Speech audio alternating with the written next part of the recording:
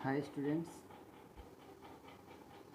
फिर से मैं आपके सामने आज एक नरेशन जो कि इंग्लिश ग्रामर से है लेकर के आया हूँ। नरेशन को हिंदी में कथन कहा जाता है। कई लोग इसको डायरेक्ट स्पीच और इनडायरेक्ट स्पीच के नाम से जानते हैं। वैसे तो ये आप लोगों के लिए एक रिवीजन की तरह ही होगा। मैं ऐसे छोटे छोटे वीडियोस पेश करके आप लोगों के साथ ज़्यादा से ज़्यादा जुड़ने की कोशिश कर रहा हूँ इस लॉकडाउन के दिनों में। तो चलिए दोस्तों, हम शुरू करते हैं कि आखिर डायरेक्ट स्पीच और इनडायरेक्ट स्पीच कैसे होता है। दोस्तों, डायरेक्ट स्पीच को देखा जाए तो यह एक प्रकार से दो भागों में बटा होता है। डायरेक्ट स्पीच जो है वह दो भागों में बटा होता है, या फिर कहें इसमें दो सेंटेंसेस होती है। एक सेंटेंस को हम रिपोर्टिंग या फिर प्रिंसिपल सेंटेंस कहते हैं, और दूसरे को हम लोग रिपोर्टेड वर्ड्स या रिपोर्टेड सेंटेंस कहते हैं। जैसे दोस्तों, हम यहाँ पर चलो देखते हैं एक sentence, he said I am unwell. दोस्तों, यहाँ पर ही सेड एक सेंटेंस हो जा रहा है जो कि रिपोर्टिंग स्पीच है, और आई एम अनवेल यह रिपोर्टेड स्पीच है, या फिर हम रिपोर्टेड सेंटेंस कह सकते हैं। दोस्तों, इसमें जो रिपोर्टेड सेंटेंस रहता है उसको चेंज करना रहता है, और जो कि रिपोर्टिंग स्पीच रहता है वह सेंटेंस जिस टेंस में रहता है उसी टेंस में रिपोर्टेड स्पीच के सेंटेंस को भी चेंज करना होता है। जैसे कि इसको हम यदि चेंज करेंगे तो क्या हो जाएगा, he said that he was unwell. दोस्तों, मैं आगे और भी ऐसे बताऊंगा कि यह क्यों हुआ, आई एम अनवेल था, अब ही वॉज अनवेल क्यों हो गया। He said I am unwell जिसको हम चेंज करेंगे तो यह ध्यान में रखना इम्पोर्टेंट होगा कि आई एम अनवेल जो है यह कौन सा टेंस में है। दोस्तों, यह सिंपल प्रेजेंट टेंस में है, और सिंपल प्रेजेंट टेंस में है यह चेंज हो जाएगा पास्ट टेंस में, क्योंकि इसका जो रिपोर्टिंग सेंटेंस है वह पास्ट टेंस में है, तो ये पास्ट टेंस के अनुसार चेंज हो जाता है। आगे आगे हम यह भी देखेंगे कि यदि रिपोर्टिंग सेंटेंस पास्ट में है तो वह किस तरह से पास्ट में ले लेता है दूसरे सेंटेंस को। जैसे हमने यहाँ पर इसको लिया है, he said that he was unwell. मैं एक दूसरा सेंटेंस लेता हूँ आपके लिए, he said my master is teaching English.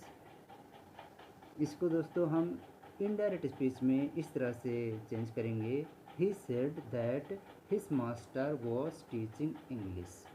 दोस्तों, यहाँ हम लोग क्या किए हैं, एक दैट जोड़े हैं। दैट किस परिस्थिति में जुड़ता है उसको मैं आपको बताता हूँ। जैसे ही सेड में ही सेड के बाद जो आई एम अनवेल है, इसमें यह एक नॉर्मल प्रकार का सेंटेंस है। नॉर्मल प्रकार के जब सेंटेंस होते हैं तो उसको जब हम चेंज करेंगे तो उसको चेंज करते समय हम दैट यूज़ करते हैं। और यदि यह सेंटेंस एक अलग ही प्रकार का या फिर कहें एक इम्पोर्टेंट प्रकार का हो, या फिर पहला सेंटेंस जो कि रिपोर्टिंग सेंटेंस है वह किसी प्रोफेशनल के द्वारा या फिर किसी ऑक्यूपेशन में लगे व्यक्ति के द्वारा कहा गया हो, तो उसके अनुसार ये उसका भाव जो आता है उस भाव के अनुसार चेंज होता जाता है, जिसको हम आगे देखेंगे। तो अभी के लिए आप देखिए किस प्रकार से होता है।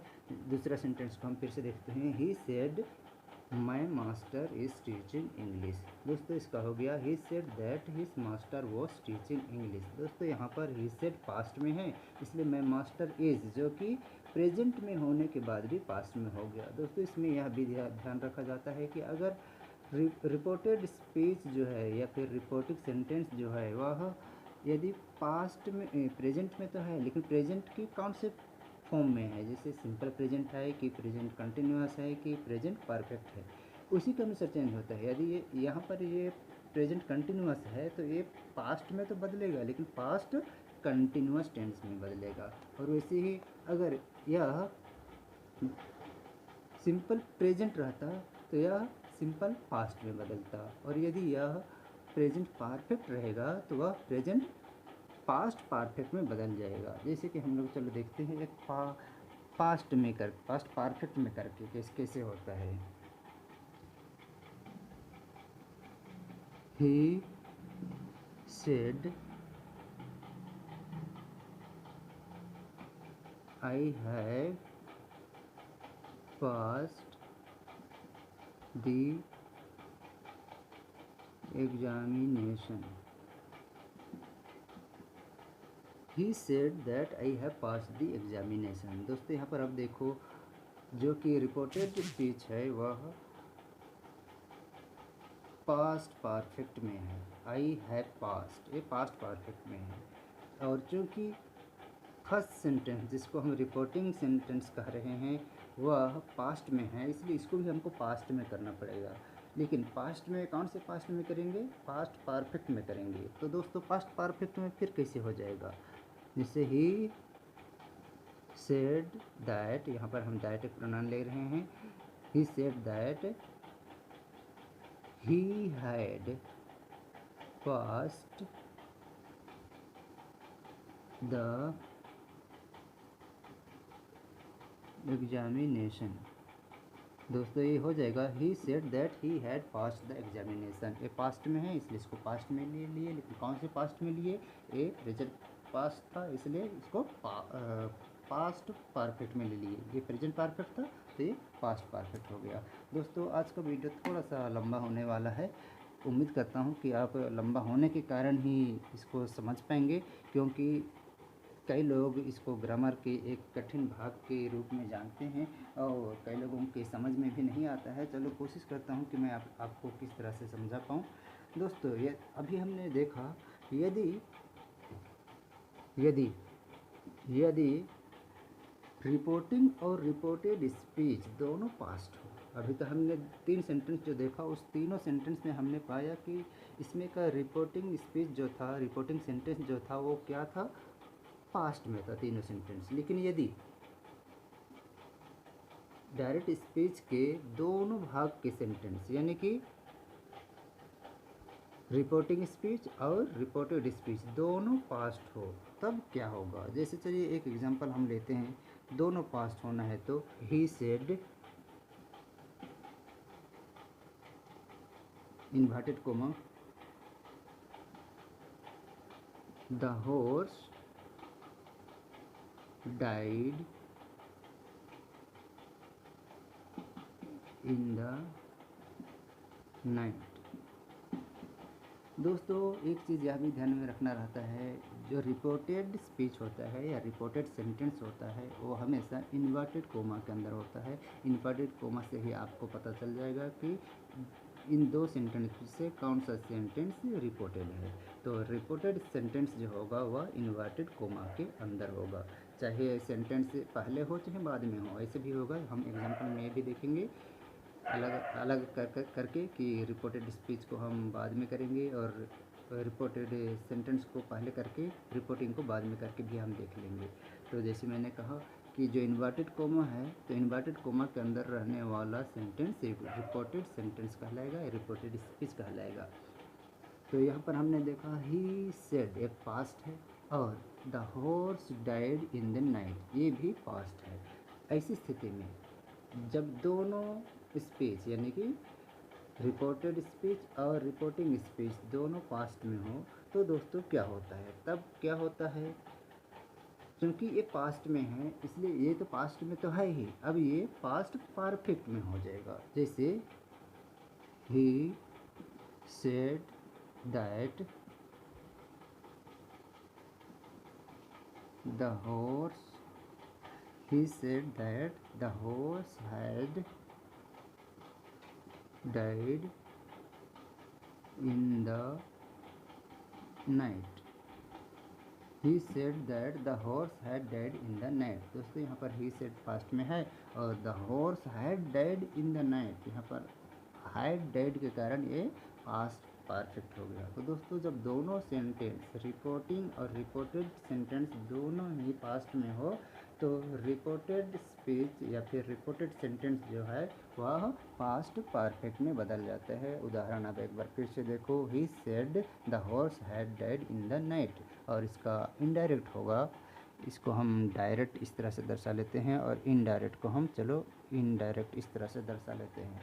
तो इनडायरेक्ट उसका होगा ही said that the horse had died in the night. और यदि दोस्तों यहाँ पर मैं कुछ और शब्द जोड़ रहा हूँ, और यदि रिपोर्टिंग प्रेजेंट में हो, अभी तक तो हमने रिपोर्टेड सेंटेंस को पास्ट में ही देखा, लेकिन यदि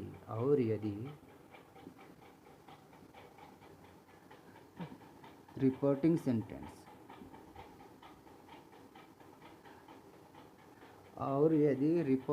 सेंटेंस प्रेजेंट में हो, प्रेजेंट में दोस्तों जब रिपोर्टिंग स्पीच यानी कि सेंटेंस का पहला हिस्सा जो ही सेड हमने कहा था वो प्रेजेंट टेंस में हो, तब क्या होगा उसके लिए चलो हम एग्जांपल करके देखते हैं।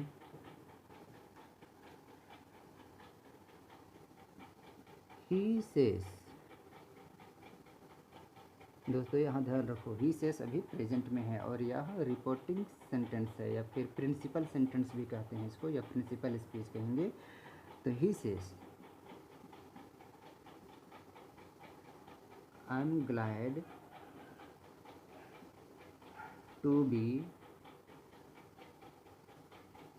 Here this evening.